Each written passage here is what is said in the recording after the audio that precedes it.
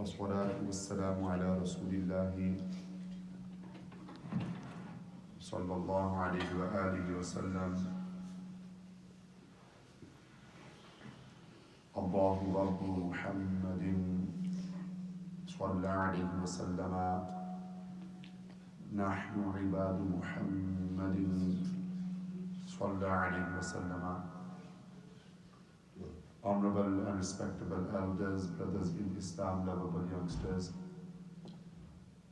to each and every one of you, Assalamu alaikum wa rahmatullahi wa barakatuh. Wa alaikum assalam wa rahmatullahi wa barakatuh. The final Dars lecture after Salatul Fajr for this year's Ramadan. We are on chapter number 8, Babun fil Istaqamati, the chapter on steadfastness, Al-Istaqamatu.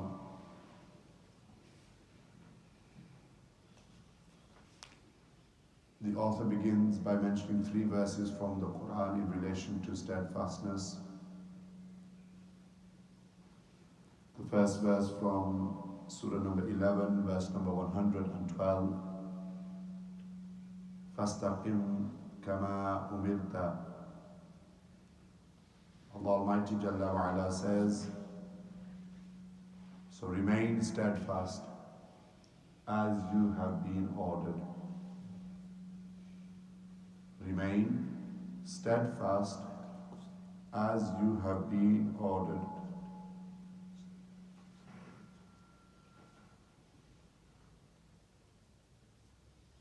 Suratul Fussilat, verses 30 to 32. إِنَّ الَّذِينَ قَالُوا رَبُّنَا اللَّهُ ثُمَّ اسْتَقَامُوا تَتَنَزَّلُ عَلَيْهِمُ الْمَلَائِكَةُ أَلَّا تَخَافُوا وَلَا تَحْزَنُوا وَأَبْشِرُوا بِالْجَنَّةِ الَّتِي كُنْتُمْ تُوعَدُونَ. Allah Almighty says, surely those who said our sustainer is Allah and then remain steadfast, angels descend upon them saying, do not fear and do not grieve, and rejoice with the glad tidings of paradise which you have been promised.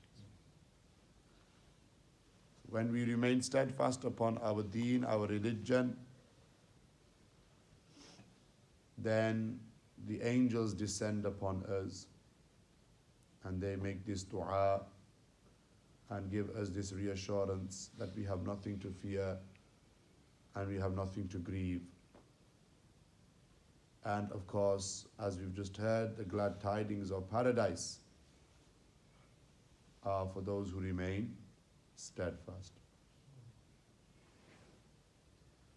They mention here Amirul Mu'mineen, Sayyidina Umar Farooq radiyallahu ta'ala anhu, recited this verse from the pulpit and he explained, Wallahi, by Allah, follow the straight path for the pleasure of Rahman and do not evade or dodge like a fox. So remain steadfast upon the path of the religion. This is why in the salah, minimum 17 times a day, we make the dua, Ihdina siratal mustaqim. Guide us to the straight path, O Allah. And there are different understandings, different levels in relation to guidance. Of course, for that person who is an outright sinner, he is asking Allah Almighty Jalla wa Ala for guidance. But as for the one who is practicing, then what is the meaning of this verse? For that person, it is that they remain steadfast upon their religion. You're already praying, you're already fasting, giving charity, performing pilgrimage, regular recitation of the Quran, so on and so forth, then you're already on the path of guidance. Therefore, all you need is to remain steadfast. So then for that person who's making this dua, Ihdina Siratul Mustaqim, they essentially are asking Allah Almighty for steadfastness upon the straight path. And then the third verse, or verses that they mention are very similar. إِنَّ الَّذِينَ قَالُوا رَبُّنَا اللَّهُ ثُمَّ اسْتَقَامُوا فَلَا خَوْفٌ عَلَيْهِمْ وَلَا هُمْ يَحْزَنُونَ أُولَٰئِكَ أَصْحَابُ الْجَنَّةِ خَالِدِينَ فِيهَا جَزَاءً بِمَا كَانُوا يَعْمَلُونَ. So surely those who said that our sustainer is Allah, and then they remain steadfast, they will have no fear nor shall they grieve. They are the people of paradise. The final day of Itqum minan nar. Again, you might say that are we not supposed to be waiting for the moon? But again, going by the visibility map for the moon, it is highly likely, as predicted, that we will end this Ramadan with 29 fasts, whereas those who started a day earlier will end with 30 fasts. Unless you're from Niger, apparently they saw the moon yesterday when there was a total eclipse. I don't know how they saw the moon. And it does pose the question for those who follow global moon sighting as the way of establishing when the month ends and a new month begins, that if Niger, a country in Africa, yesterday announced that they will be doing Eid today, then why didn't those who advocate global moon sighting follow their seeing and witnessing of the moon? Okay. Inna Mawliya bari dadi pucho si, yaqeen karo. So they are the people of paradise, where they will live forever as a reward for what they used to do. So what is it that leads us, as I was saying, Itqu minan nar, the final day of this third Ashara of Mahi Ramadan Kareem, where we seek freedom from the fires of Jahannam, from the hellfire. So how do we attain salvation and freedom and emancipation from the hellfire? Well, it's simple. Live a life of steadfastness. Live a life of istiqamah. Introduction. Istiqamah has been defined as a quality, or the quality to adhere firmly to the upright path and the system of Islam. The various verses of the Quran that have been quoted above, i.e. what we just mentioned, impress upon the need to believe in the fundamentals of Islam, which is again what I alluded to at Jummah time. Do not compromise upon your beliefs. Do not compromise upon your aqidah for anything or anyone. So istiqamah requires that you remain steadfast upon the beliefs regarding the fundamentals of Islam, and that you faithfully adhere to the various injunctions of Islam. So first, the bunyad is that your aqidah is mazboot. Thereafter, you're in a position to do the deeds and actions which are expected of you, i.e. the various injunctions of Islam, the orders and the prohibitions. Those who attempt to develop this quality will find it difficult to maintain it, are well advised to seek the assistance of Allah and to remain in an environment where good actions and good people are many, which was the advice that we gave yesterday in light of the question that was posed by Brother Shakil. But how do we overcome the desires and the whims of the nafs? Well, not just in relation to that question, but usually the remedy for many of the illnesses and diseases within us is to find good company. And of course, if you can't find good company, then it's better to be alone as opposed to being in bad company. And we went through the 3 signs that you should look for when finding a friend, a companion. So what we've just mentioned here is pretty much alluded to, and the understanding is given by the words of the Prophet ﷺ. Hazrat Sufyan ibn Abdullah radiyallahu ta'ala anhu, this is hadith number 85. He served as the governor of Ta'if during the Khilafat of Sayyidina Umar Farooq radiyallahu ta'ala anhu. And this is the only single narration which is narrated by him. This narration that we're going to share with you, which is recorded in Sahih Muslim, Jami' al-Tirmidhi, Sunan al-Nasa'i, Sunan ibn Majah. Hazrat Sufyan ibn Abdullah radiyallahu ta'ala anhu, he narrates, he says, Qultu ya Rasulullah sallallahu alayhi wa sallam. He says that I said, O Messenger of Allah sallallahu alayhi wa sallam, قل لي في الإسلام قولا لا أسأل عنه أحدا غيرك. Tell me something about Islam regarding which I will not have to ask anyone besides you. सिर्फ एक चीज या Rasulullah. Tell me one thing that I don't need to ask anyone else, but I will only get that from you. The Prophet ﷺ said what? قال, he said, قل آمنت بالله ثم استقم. The Prophet ﷺ said that say I believe in Allah and then remain steadfast. Allahu Akbar. ऐसे ये रोला पाने इस यानी hadith sharif ka, the nasiha, the advice that the Prophet ﷺ gave, the first part is what? Say that I believe in Allah. तो ये अकीदा है. ये la ilaha illallah. Huh? This is ashhadu an la ilaha illallah wahdahu la sharika la. That you believe in the wahdaniyya, uluhiyya, rububiyya of Allah Almighty Jalla wa Ala. So that you say, I believe in Allah, and then what? Remain steadfast. अपना अकीदा मजबूत करो, फिर उस पर कायम रहो, इस्तिकामत के साथ. With steadfastness, remain firm upon it.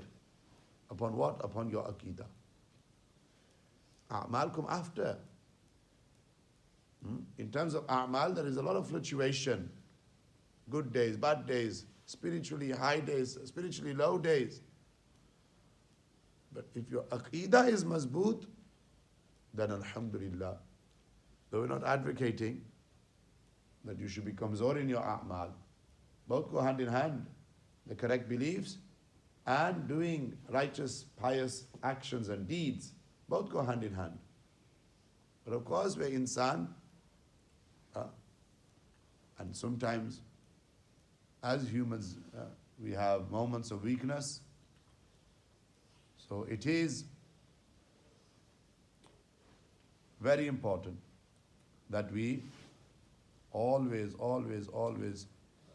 look to consolidate our beliefs, our aqidah. I've alluded to this before. I mentioned it at Jummah as well.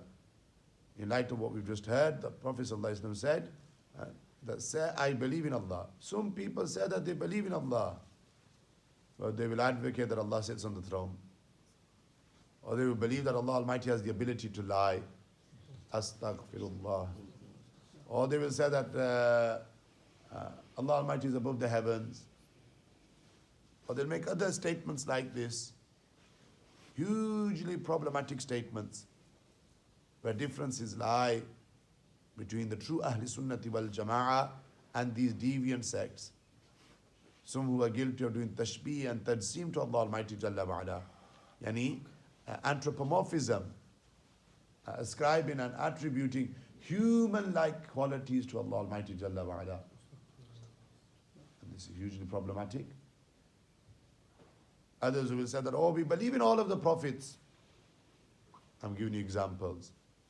They will say that we believe in all of the prophets. Al-Batta, they will even say what?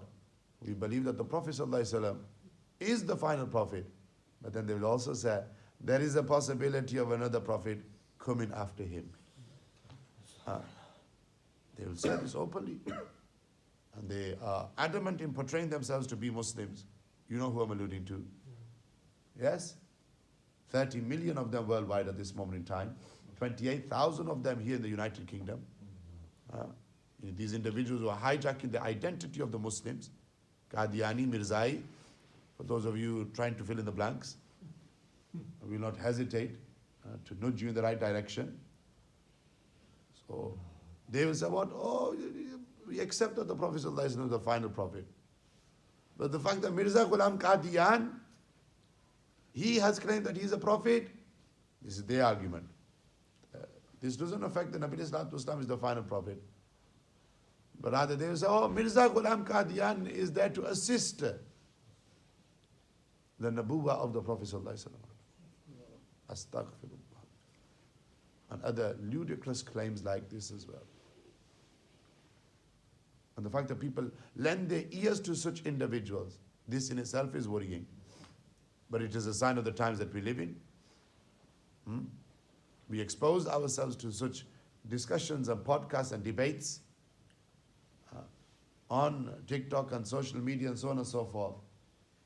And when we ourselves don't know what our basics are, what our bunyad is, to delve into such matters which will only lead to a state of confusion is ill-advised. Jab tak you don't know your foundations, you haven't studied properly, how can you then be in a position to decipher what's right and wrong? The eloquence of a person's speech or the beauty in a person's tilawat of the Quran isn't a benchmark to measure whether somebody's right or wrong, or that they crack a few jokes in their lectures, or they're always bro, akh. Aise log hai na. And then when you see their videos, full of anger, full of gussa, jalal, everything for them is just into two categories, shirk or bid'at. Like we have this recent discussion on TikTok. Nazar mane rehne hai, see what's going on. So my man walked into a Sunni Brelvi masjid, and I think he was of a different Aqidah. This is his video, original video. And on Friday after Jummah, obviously we do Salatul Salam. So he just sat there, and there's a caption, I walked into the wrong masjid or something. I don't know whether it's African or Bengali or whatever it may be, no disrespect. Yes. No beef here. Yes? No, I don't think it was. So then now you've got people doing their own tabsirat upon this, giving their 2 pence worth. But this wasn't done in the time of the Prophet ﷺ. This wasn't done in the time of the Sahaba. मैं कदे सामने आओ ना. And let me give you just one way of. Everyone knows Imam Muhammad bin Ismail al-Bukhari. You'll do well to listen to this. Next time they blurt out the bid'ah card, yes? Or they take out the bid'ah card and they blurt bid'ah. You remember this example. Imam Muhammad bin Ismail al-Bukhari, rahimahullah ta'ala, Ra'isul Muhaddithin, passed away in the year 256 after Hijrah. At a side point, did you know Imam Bukhari was born blind? Anyone? See, you learn something new every day. And you know how he regained his eyesight? Through the du'as of his mother. Ibn Hajar al-Asqalani, who wrote a Shara on Sahih al-Bukhari, Fathul Bari, they write all of this in the Muqaddimah. That the mother of Imam Muhammad bin Ismail al-Bukhari would make dua. That, oh Allah, restore the eyesight of my son. Oh Allah, restore the eyesight of my son. Hajaji, then one night she had a dream. Her son, who was born blind, she was making constant du'as. One night she had a dream. In that dream she saw Ibrahim alayhi salam. And Ibrahim alayhi salam, Khalilullah, gave her the good news, the glad tidings, that, oh mother of Muhammad bin Ismail, wake up in the morning and the eyesight of your son would have been restored. Allah has accepted the power of the dua of a mother. Asa the Pir ne piche done, the Moli ne piche done, the flane. The power of the dua of the mother, untouchable. Acha ji. So fast forward. Imam Bukhari, known for his efforts in the science of hadith, would travel hundreds and thousands of miles, just to hear one prophetic narration of the Prophet ﷺ. Ye asal deen ki khidmat hai, mujahada hai. This is the true service of the deen. And sometimes he would get to his destination, and the person that he was going to hear the hadith sharif from, he was beating his animal, or he was spitting, showing ungentlemanlike behavior. So Imam Bukhari turned around and went back to Bukhara, modern day Uzbekistan. Zahir kare, wo doro zamana si, 3rd century after Hijrah, no planes, no trains, no cars, no buses. Essentially, still horseback or on camel or by foot. We can't travel to seek knowledge because we don't have the time, we don't have the means, we don't have the wasa'il. Even though modern technology allows us to sit in Stoke, for example, and just log on, and we can be a part of a class that's taking place, part of a course that's happening, but we still don't make time. But these are the true scholars of Islam, the true warithin of the Anbiya, that they would travel hundreds and thousands of miles just to listen to one prophetic narration of Rasulullah sallallahu alaihi wasallam. Sometimes when they would get there, they would find that the person narrating wasn't worthy to narrate the hadith sharif. They would turn around and go back. Acha ji. Eventually, Imam Bukhari had memorized 300,000 prophetic narrations by heart. I said the do pari tapash jiwa tu tha 300,000. और ये भी याद रखो that for every hadith sharif there are two parts. एक है मतन और एक है सनद. ये बुनियादी ilm है. Basic knowledge.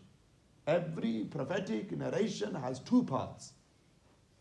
The matan, which is the text, the actual words of the Prophet ﷺ, upon which we never place any form of doubt.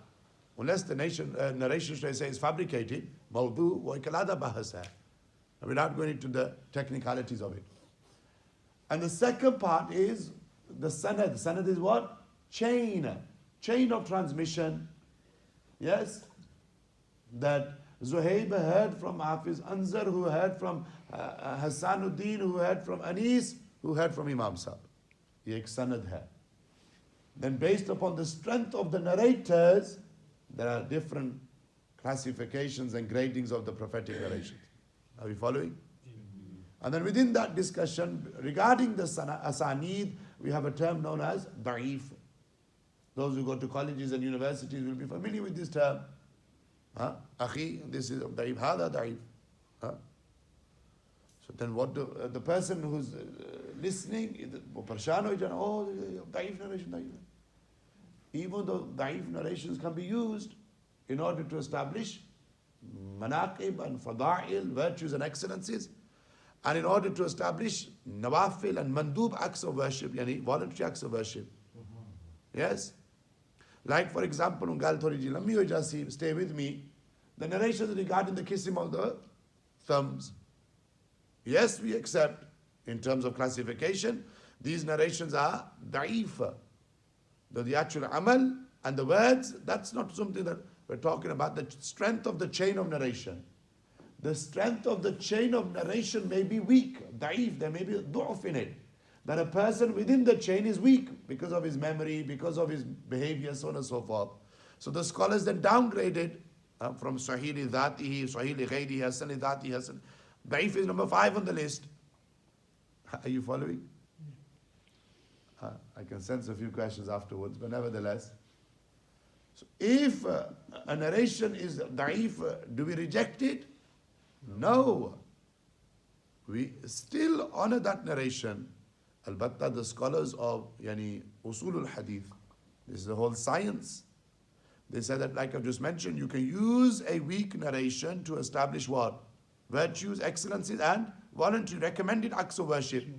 Our position regarding the kissing of the thumbs upon hearing the blessed name of the Prophet ﷺ is that it is mustahab. It is recommended.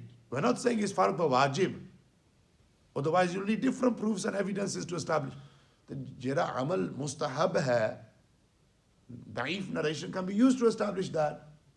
Mustahab amal is what? You would have done this in fiqh with Hafiz Asad. I'm assuming that mustahab is that if you do it, you get reward. If you don't do it, you won't get punished. So we don't make it mandatory upon someone. You don't force it upon someone. But when you hear the name of the Prophet ﷺ, you must kiss your thumbs and place it on your... No, if you do it, fantastic.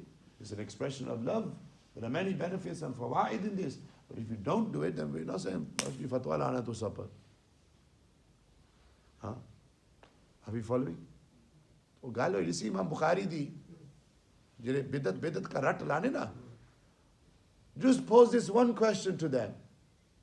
Imam Muhammad bin Ismail al-Bukhari, when he began to write his book, Sahih al-Bukhari, yes, he wrote the vast majority of it in Al-Madinatul Munawwara, where today is Masjid Bukhari. Ji, you would have seen it when you went on ziyarats. Masjid Bukhari. And it took him around 17 years to compile Sahih al-Bukhari. The most authentic book after the Quran. Everyone in agreement, regardless of which firqa you're from. Before he would write a narration down, this is now the punchline. Imam Bukhari would do two things. Imam Bukhari would do two things. Number one, before writing down the prophetic narration of the Prophet ﷺ, Imam Bukhari would do fresh ghusl. Put on new pairs of clothes, apply itar, then he would sit and he would write. He would write the prophetic narration of the Prophet ﷺ. Just over 7,200 narrations. So he did this over 7,200 times. So from the vast ocean of prophetic narrations that he either memorized or had access to, based upon his conditions, which are the most stringent conditions of any muhaddith, he compiled and he gathered these narrations. Before writing down any narration, he would perform and he would do fresh ghusl. He would put on new pairs of clothes and he would apply itar as well. Tell me which sahabi,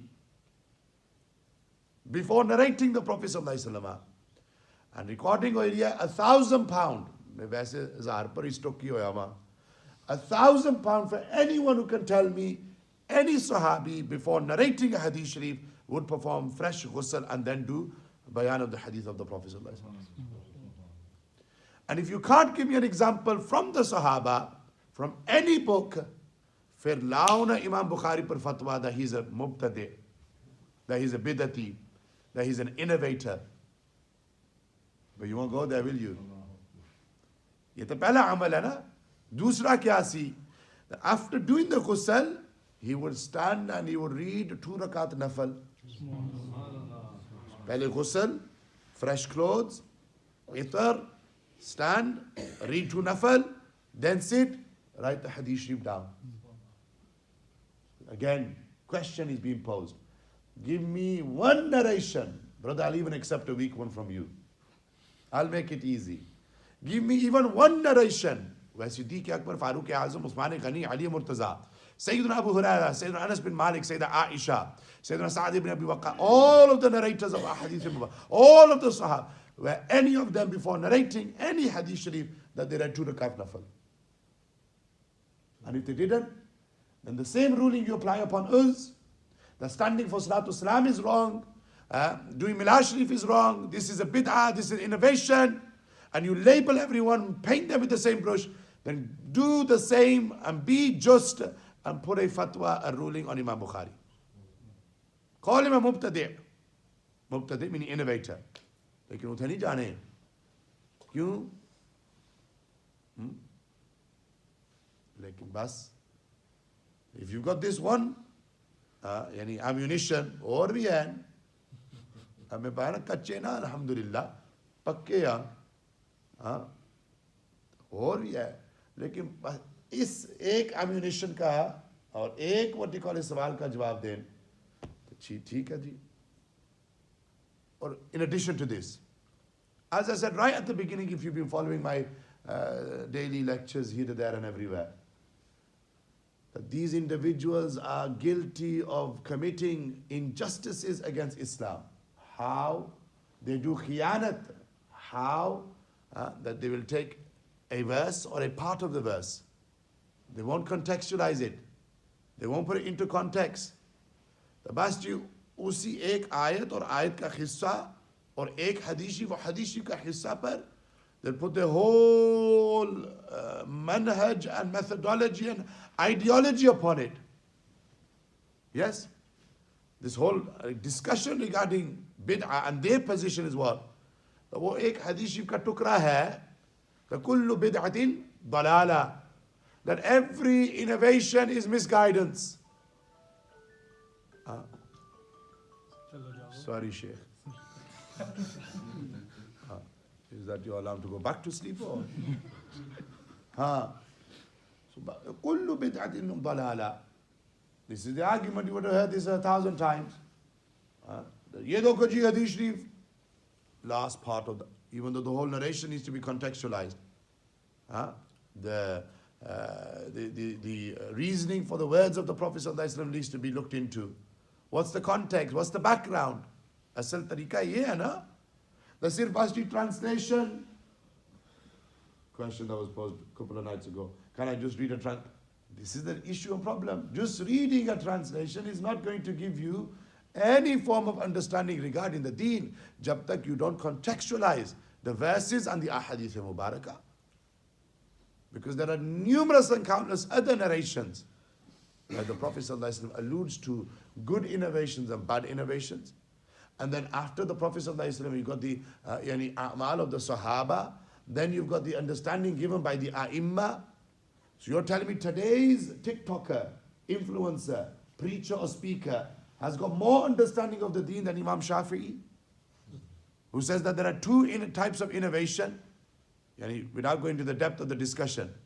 And Imam Shafi'i says, I'll give you references if you so wish, just to give you that confidence and itminan. Imam Shafi'i says there are two types of innovations, good and... What are you going to say? Imam Shafi'i was wrong? Wo Ibn Hajar al-Asqalani ka naam liya na? They go as far as saying there's 5 different types of innovation. My man who bas ji ratta laya hua ji, puri qaum ki pareshan karne wasta. मैं तो बहुत दूर चला गया ना, लेकिन it's the last lecture after Fajr. क्या याद रख सो? It makes the blood boil when you come across such individuals. जहालत की इंतहा और इतराज किस चीज पर? सलातु सलाम पर, दुरूद शरीफ पढ़ने पर. जी, the Prophet ﷺ didn't command us to do this, the Sahaba didn't do what the Sahaba did. उस पर भी अमल करो ना. Sahaba were responsible for removing their fathers' heads from their shoulders. Hazrat Abu Ubaidah ibn al-Jarrah. This is not going on as well, I think. Ye bhi recording cancel ho gaya. Because this would go against your guidelines. Not YouTube's guidelines. Yours guidelines. Imam Sahib too hardcore. Lekin deo na jawab iska. Hazrat Abu Ubaidah ibn al-Jarrah, who is from the Ashra Mubashara, the 10 given the glad tidings of Jannah. Baki Sahaba no doubt are Jannati. Har Sahabi and Nabi Jannati Jannati. Lekin Ashra Mubashara ka apna unka maqam hai na. And his father was responsible for insulting the Prophet ﷺ. Doing Ghustakhiyam bi'adabiyam. What did Sayyidina Abu Ubaidah? Without hesitation, took his sword, removed his father's head from his shoulder. And then took his father by the ear and brought it to the Prophet ﷺ. Nabi Sallallahu Alaihi Wasallam said, who is this? Ya Rasulullah, it's my father's head. Oh, why did you remove his head from his shoulder? Ya Rasulullah, he was guilty of insulting you. इस पर भी अमल करो ना.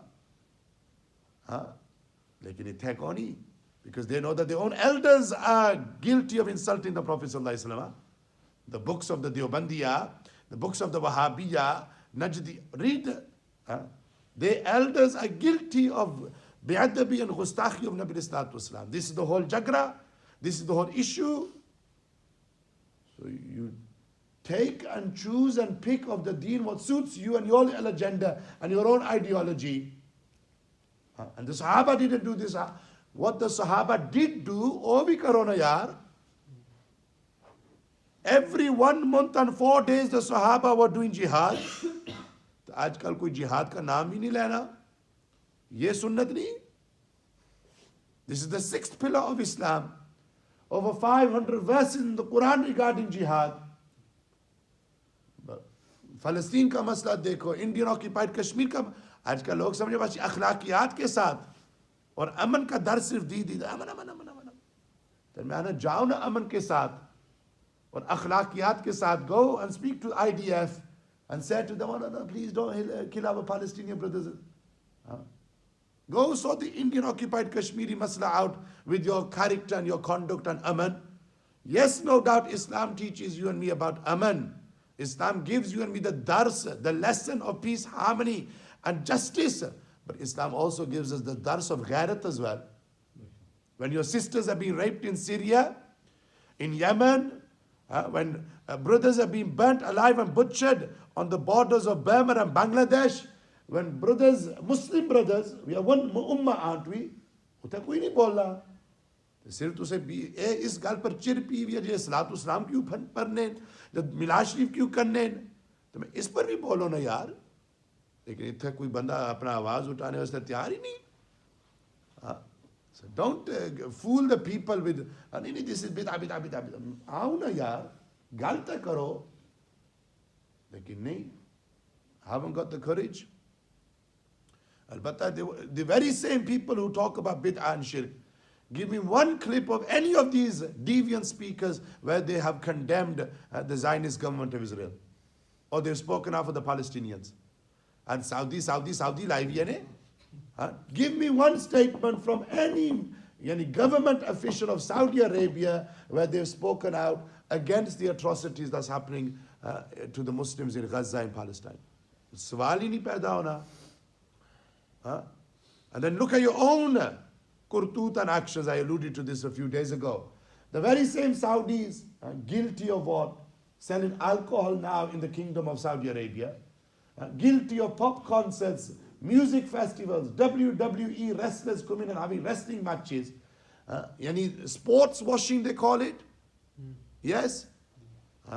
ये all हर किस्म का पैराकम ते हराम जो शरीयत के खिलाफ है वो तो कोई नहीं बोल रहा. तो सिर्फ तुझे सलातु सलाम ने बारे में चेहरा जिया. The Prophet sallallahu alaihi wasallam, where did the Prophet sallallahu alaihi wasallam allow the selling of alcohol in Medina Sharif? मैं recording हो ही रही है ना.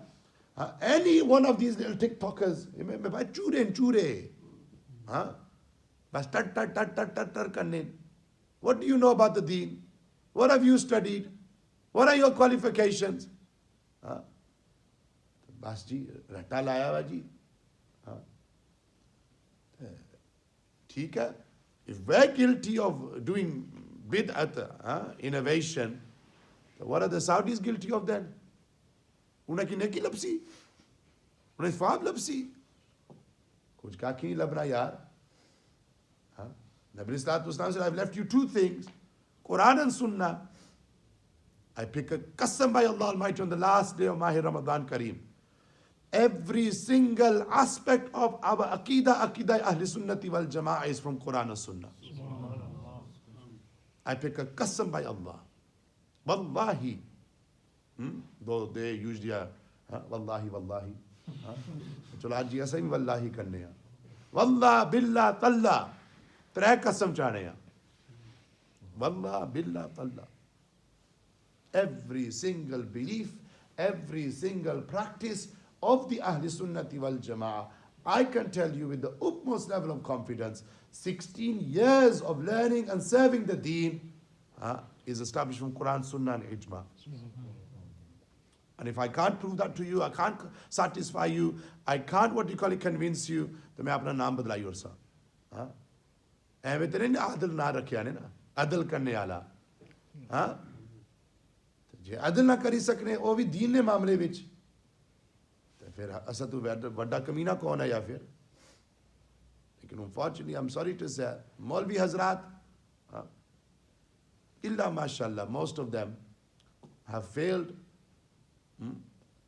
You ask, generally speaking, tusna kitne saal hoye ginnar Maulviyan al wasta pe awa? You've got your experiences, those who, mashallah, now in their 30s and 40s, 50s and 60s, yasa savi baithe.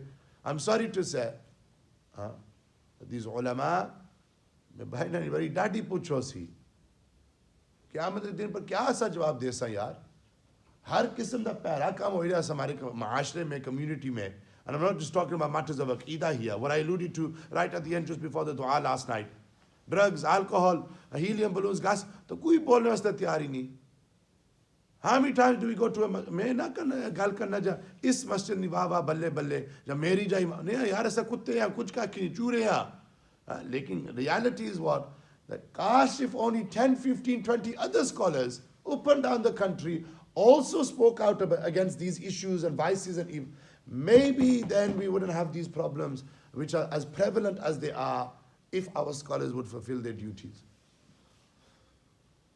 Aqidah Khatm Nabuwat, Namus Risal, forget about it. Koi bol hasta tayar hi nahi.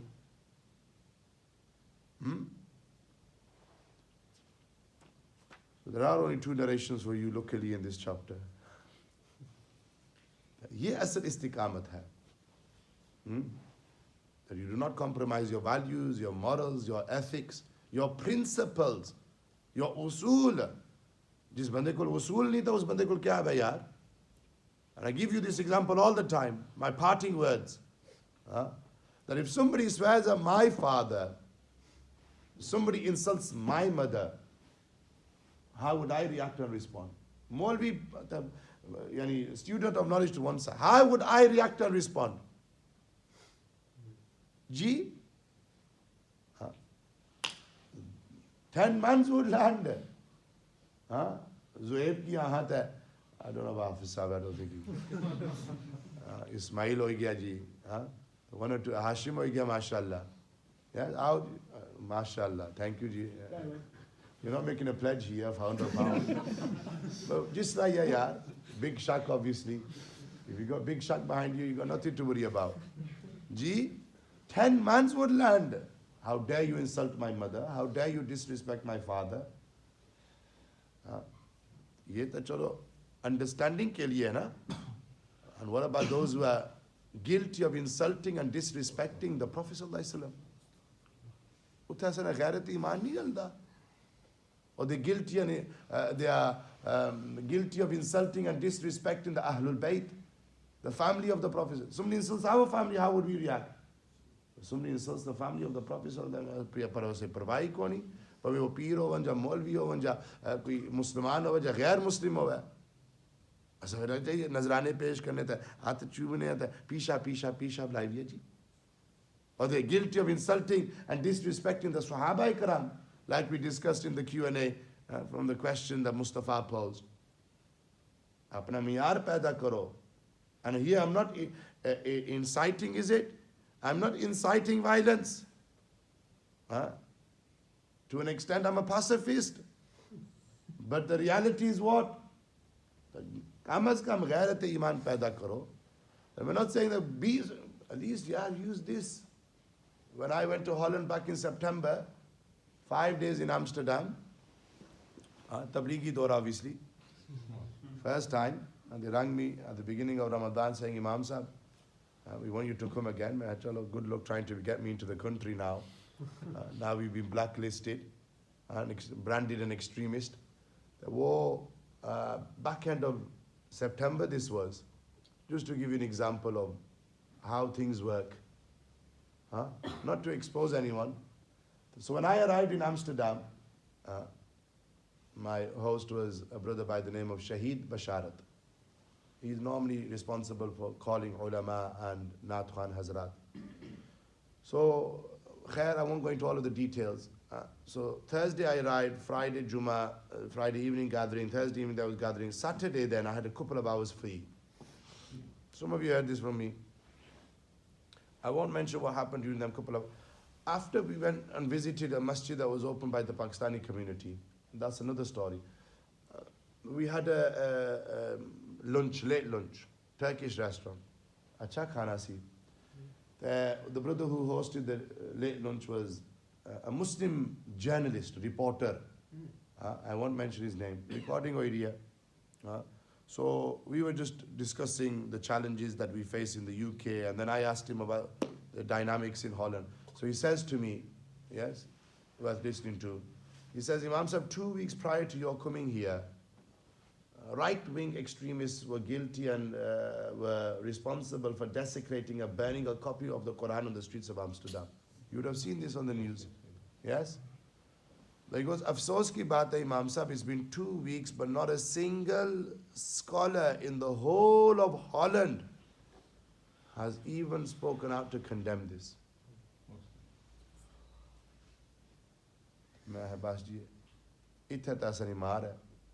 Not a single scholar. Yes, the dynamics of scholars there, it's not like in the UK. There's no position really of an imam. In fact, the one who leads the prayers also works 5, 6, 7 days a week. Yani they don't have like we have here, any role of an imam, 25,000, 30,000 salary. The dynamics are different there. Lekin ustu bawajood, chalo Maulviya ki bhi chhaddo, 1 million Muslims in Holland. There were protests. There were people who marched on the streets. But from the ulama, he said not a single Maulvi spoke out. Maulvi banne na fir maqsad kya si? If you can't speak out to defend the honor of the Quran, ye jazbaat ke jumle nahi. Yes, we should be more proactive as opposed to being reactive. Yes? But yaar, doesn't it make the blood boil? Shouldn't there be some sort of reaction? Our favorite football team wins, we take to social media, we express our opinions and thoughts. Our favorite wrestler wins at WrestleMania, Cody Rhodes, we go to social media, we express our thoughts. A favorite UFC fighter, Khabib hona si, I think that brother Islam is it, I don't know. Yes? Whatever it may be, boxing, cricket, political parties, political leaders, Sara kuch we've got an opinion. But when it comes to the honor of the Prophet ﷺ, honor of the Quran, sare fir gunge ho jane hain ji. Sare gunge ho jane, gunge samjha. We become bas summum bukumun umyun fahum la yarjiun. We become silent. Not my issue, not my problem. Well, what's your issue? Paying your mortgage, paying your bills, worrying about your children's future and education. I said this last night, I'll say it again. Maybe it'll go into some of your minds. If today we do not speak out against these challenges and fitnas against Islam, और ये सारी साजिश इस्लाम के खिलाफ है, ये सारी साजिश इस्लाम के खिलाफ है. What's happening to the Muslims in Palestine? This is an attack on Islam. What's happening to the Muslims in Indian occupied, the Islam ke khilaf ek sazish hai. These cartoons that they draw, these films that they make, and they burn in the copies, this is all an agenda against Islam. If today we don't speak up, then tomorrow our children, and then their children will not forgive us. In through one year, out of the other. So I said to him, don't worry, fear not. Superman is here. So then I had a bayan Saturday evening at Jamia Masjid Faridiya, where Hazrat Allama Qamar-Uzman Azmi Sahib Kibra were also present for that particular event, Milad Sharif gathering. In that gathering I mentioned it, and condemned, and kam az kam apna bayan ta karo yaar, itna hi nahi darpok hona China. What are they going to say? What are they going to say? Likhna hi hai sirf. When you have tawakkul in Allah Almighty, it doesn't matter. Ajab mum says it, wife says it, Imam Sahib says it, thoda lihaz karo. Now we've gone so far forward, now we're going to carry on. So what? They're going to put us in jail. Buddhis that are Ronis, they're going to end up putting you in jail. Man, don't worry, I'm not going away that quickly. Man, tu ta chani yahi hai. Like, kuch nahi hona yaar. Even if something does happen, at least we can hold our heads high on the day of Qiyamah. Ya Rasulullah, I spoke out. Ya Rasulullah, I called a bouquet and a spade a spade. And I tried my best to defend your honor. I'm not going to sit here and say, this is what I've done. Allah knows. And we leave our matters and affairs to Allah and His Rasul. Making the whole purpose of the discussion is to empower you. Ye asal istiqamat hai. Huh? Allah Tabarak wa Ta'ala grant us all steadfastness upon the deen. Firmness upon Aqidah Ahl Sunnati wal Jama'ah. And sincerity in our deeds and our actions. Ameen Ya Rabbal Alameen. And